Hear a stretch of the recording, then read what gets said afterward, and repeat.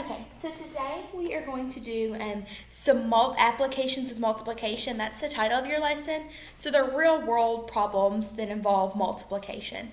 So a lot of times, the computer's kind of funny, I'm going to try and straighten that up. A lot of times when you see real world problems with multiplication, you're going to be dealing with money. So money's a little different than anything we've done before with multiplication because it has decimal points. But it's not anything to stress out about. We're going to look at it. As long as you follow the steps correctly, it's no different than any other multiplication problem. So, Sally had a bake sale. She sold 75 cookies for 25 cents each. How much did she make? So we know that's multiplication because addition, we would have to do 25 cents. We'd have to add that 75 times. That'd be ridiculous. We know it's not subtraction or division because that just doesn't make sense. So that leaves us with multiplication. So we know these cookies are 25 cents each. So when we look at that, we see our decimal point, and we see that we have 2 digits behind it. That number 2 is going to come in handy. We also see that the whole number is a 0, so we don't really need to worry with it. We need to worry with the decimal point and the 2 numbers behind it.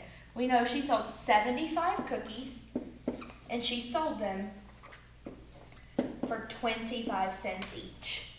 So we're going to do 75 times 25 just like we would any other multiplication problem, and then when we get our answer, we'll bring our decimal point in.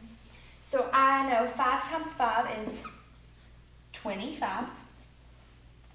5 times 7 is 35, plus 2 is 37. Now remember, when you're doing 2-digit by 2-digit multiplication, and you're doing the standard algorithm, we've multiplied our 1 out to everything it can. This is 5 in the 1's place.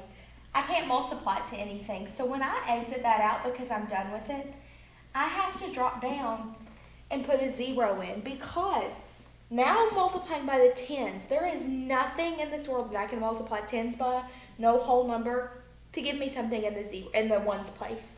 So I have to put my 0 there. Otherwise, if I put my answers, then it'll mess the whole thing up because it'll be out of its normal place value. Taking care of that one. Now I'm ready to start over. 5 times 2 is 10. 2 times 7 is 14. 14 plus 1 is 15. Whoa, that's a funny one. So now I see that I have my decimal point here with 2 behind it. I'm going to go ahead before I add anything and drop that decimal point down because, you can't see that, because I need to know that it has 2 numbers behind it. So now I'm ready to add. 5 plus 0 is 5. 7 plus 0 is 7. I've got my decimal point. 3 plus 5 is 8. And bring my 1 down. So remember, I had 2 numbers behind my decimal point when I started with 25 cents. Now I need to have 2 numbers behind my decimal point when I end. So we have that Sally made $18.75. When you answer a word problem, you have to give a unit. So the unit it's going to tell you what you're talking about. Right here, this $sign, that is our unit. So that works for that. If you don't give a unit, you don't really answer the question completely. So we know Sally made $18.75 at her bake sale. So our next problem is a multi-step problem. So we have to read and figure out what is it asking us and how are we going to get there. So it says Sally made 14 trays of brownies. So we know each tray, she's got 14 of them, and here's a tray. She divided each tray into 12 equal-sized pieces. So each tray she made, she divided to where there were 12 brownies in it. Then she sold each brownie for $2. How much money did she make? So we don't yet know how many total brownies she had because we know she had 14 trays and each tray had 12 brownies. So our first step is how we're going to figure out how many brownies, how many total brownies does she have. That's what we need to figure out first. And the way that we're going to figure that out is we know there are 14 trays times 12 brownies in each tray. So we're going to multiply those to give us our total number of brownies. Our second step, once we know the total number of brownies, is how much money did she make?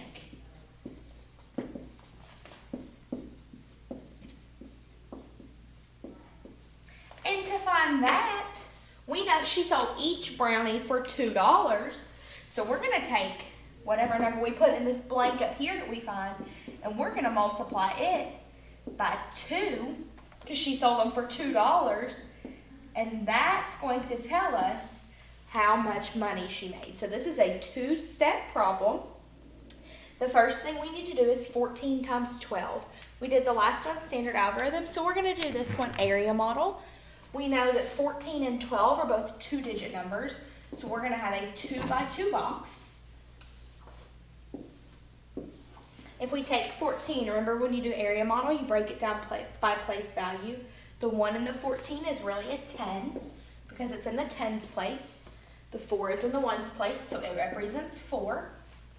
And the number 12, the digit 1 is in the tens place, so it represents 10. The digit 2 is in the ones place, so it represents 2. Now when I multiply by area model, because we haven't done this in a little while, remember you go all the way up and all the way to the left. So if you need to draw these arrows in your boxes like I did, that's fine. So we'll start here. 10 times 10 we know is 100. If that's one you struggle with, remember anytime you multiply with they end in a 0 because they're a multiple of 10, do the other numbers. 1 times 1 is 1, and then count out how many zeros you need to add. Over here I go up. 4 times 10 is 40. 10 times 2 is 20. And 4 times 2 is 8. So I'm going to add all of these up.